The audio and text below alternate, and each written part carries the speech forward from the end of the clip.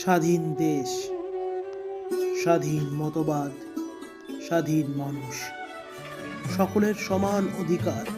তবু কখনো কখনো প্রশ্ন ওঠে, স্বাধীনতা পাওয়া দেশকে এগিয়ে নিয়ে যাবেই বা কারা? কারাই বা ঝড় ঝঞ্ঝাট থেকে, বাইরের আঘাত থেকে রক্ষা করবে এই দেশ? মাঝে মাঝে তাই প্রশ্ন করতে ইচ্ছা করে, স্বাধীনতা, তুমি স্বাধীন তো?